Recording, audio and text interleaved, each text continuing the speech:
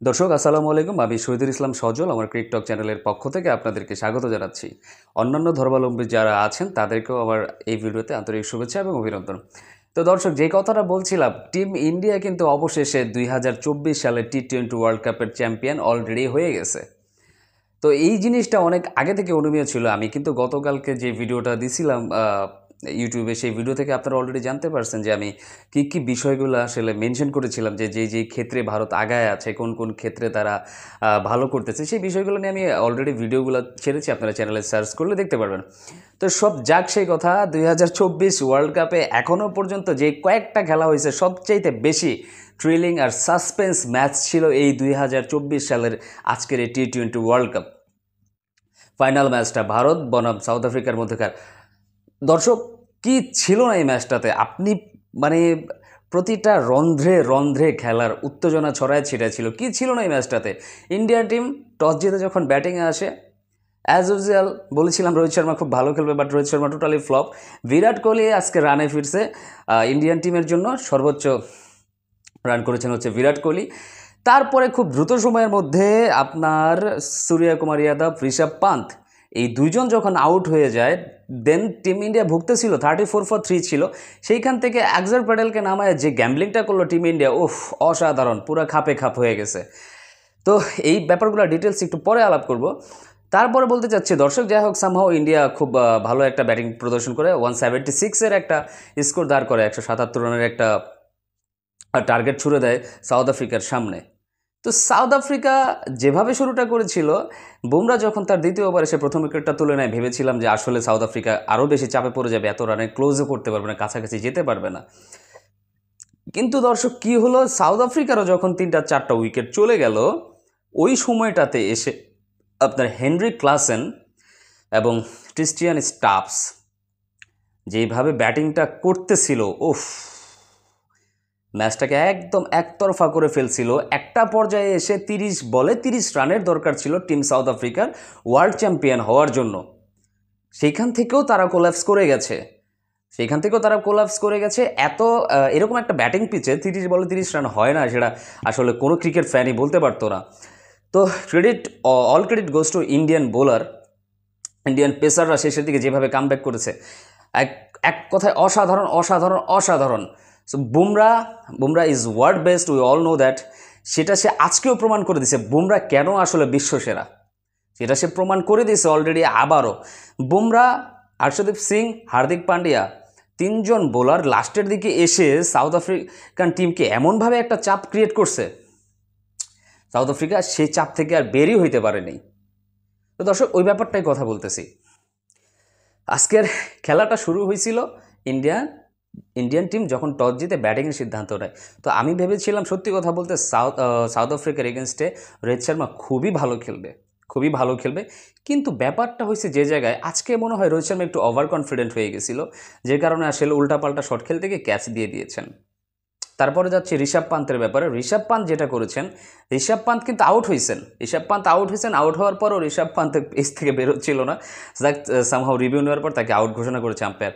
তার 1 ওভার পরেই রাবাডা বোলিংয়ে আসলেন সূর্যকুমার যাদব। অ্যাজ ইউজুয়াল তার যে শটটা খেলেন স্কুপ টাইপ, সেই শটটা খেলতে গিয়ে সূর্যকুমার আউট। তো দেখা যাচ্ছে 34 রানে ইন্ডিয়া তাদের 3 উইকেট হারায়। মানে খুবই কোণঠাসা একটা অবস্থা হয়ে গেছিল।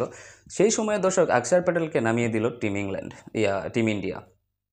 ইন্ডিয়া নামিয়ে দেওয়ার পরে আকসার প্যাটেল যে জিনিসটা করলেন, মোটামুটি 30 বলে 47 রানের একটা দারুণ একটা ইনিংস খেলে গেলেন বিরাট কোহলির সাথে দারুণ একটা ইনিংস খেলে গেলেন এবং 70+ রানের একটা যে পার্টনারশিপ গড়লেন, সেটাই মূলত ম্যাচের তক্তাটা পুরো পাল্টায়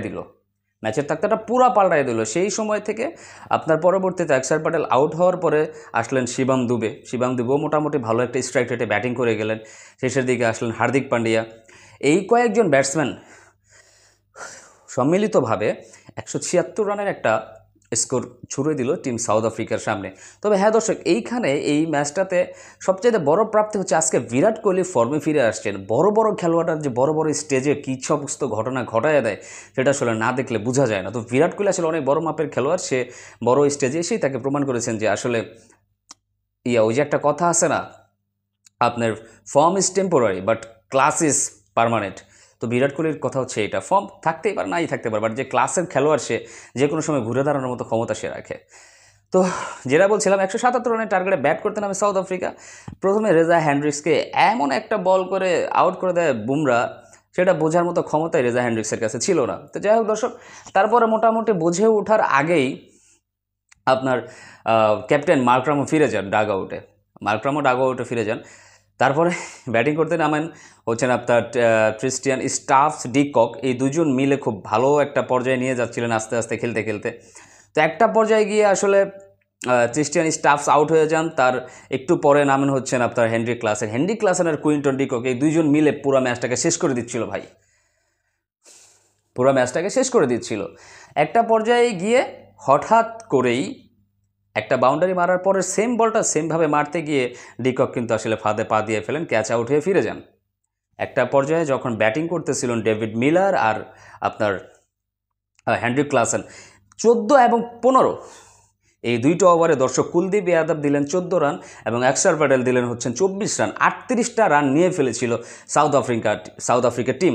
একটা পর্যায়ে তারা জিতেই যাচ্ছিল 30 বলে 30 লাগে এরকম একটা ব্যাটিং কন্ডিশনে যখন সাউথ আফ্রিকা আপনার ওভারকাম করতে পারে না, তখন তাদেরকে আসলে চোকার্স বলা ছাড়া কিছু করার নেই দর্শক। কারণ এরকম একটা ব্যাটিং ফ্রেন্ডলি সিচুয়েশনে তারা সবসময় চাপে পড়লে যে এরকমভাবে ভেস্তে যায়, একদম সব কিছু নড়বড় হয়ে যায়, এটা ইন্ডিয়ান খেলোয়াড়দের বডি ল্যাঙ্গুয়েজ দেখে বোঝা যাচ্ছিল। কারণ একটা করে উইকেট যখন পড়তেছিল তখন ইন্ডিয়ান বোলাররা বা ইন্ডিয়ান ফিল্ডাররা, ইন্ডিয়ান টিমের প্লেয়াররা যেভাবে উজ্জীবিত হচ্ছিলেন, তাতে করে অনুমেয় ছিল যে তারা ম্যাচটাকে শেষ পর্যন্ত ধরে রাখতে চায়, তারা ম্যাচটাকে ছাড়তে চায় না। তো দর্শক, ওই একটা পর্যায়ে 30 বলে 30 লাগে, সেইখানে আপনার 30 বলে 30 লাগে, সেই পর্যায়ে আপনার হঠাৎ করেই খেলতে যখন 18 বলে 22 রান আপনার হার্দিক পান্ডিয়া বোলিং আসলো। হার্দিক পান্ডিয়া বোলিং এসে অফ স্টাম্পের বাইরে অনেকটা বাইরে বল দিলেন, সেটাকে চেস করতে গিয়ে আপনার ক্লাসেন আউট হয়ে ফিরে গেলেন। আর এখানেই মূলত ম্যাচটা পুরোপুরি ভারতের গ্রিপের মধ্যেই চলে আসলো। এরপর আসলেন বুমরা যখন বোলিংয়ে আসলেন তখন আপনার বুমরাকে আগে আনতে হয়েছে, কারণ আগে না আনলে অন্য কোনো বোলার দিলে সাউথ আফ্রিকান ব্যাটসম্যানরা হয়তো বা সেটা এই স্কোরটা আরও আগে চেস করে ফেলতো। বুমরা আসলে এমন একটা বোলার, এমন কি একটা ওভার যে করলো ভাই, আসলে বলার মতো না। ওই একটা সিচুয়েশনে এসে আপনার যখন একটা টিমের 18 বলে 22 রান লাগে, ওরকম একটা সিচুয়েশনে বুমরা আসলেন বোলিং করার জন্য। সেই ওভারটাতে সে মাত্র 2টা রান দিল এবং মার্কো ইয়াসনকে আউট করে ফিরিয়ে দিলেন। শেষ 2 ওভারের দরকার ছিল সাউথ আফ্রিকা জিতার জন্য। 12 বলে 21 রান দরকার ছিল।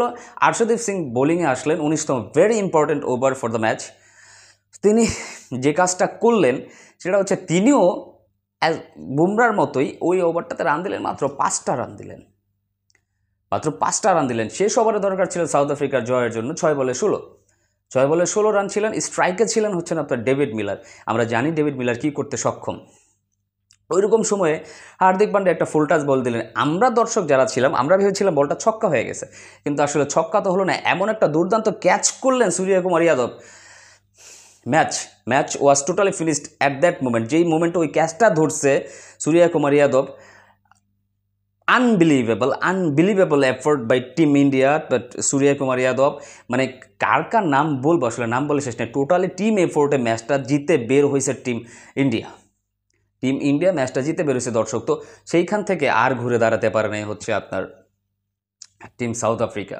তো সাউথ আফ্রিকার জন্য ফিল আছে, খারাপ লাগতেছে অবশ্যই। সাউথ আফ্রিকা যে ম্যাচটা এত ক্লোজ এসে হেরে গেল, সাউথ আফ্রিকান ফ্যানরা অনেক দুঃখ পেয়েছে। এতগুলা বছর পরে, প্রায় 33 বছর পরে ওয়ার্ল্ড কাপ ফাইনালে ওঠার পরে এতগুলা সেমিফাইনাল খেলে খুবই দুঃখজনক।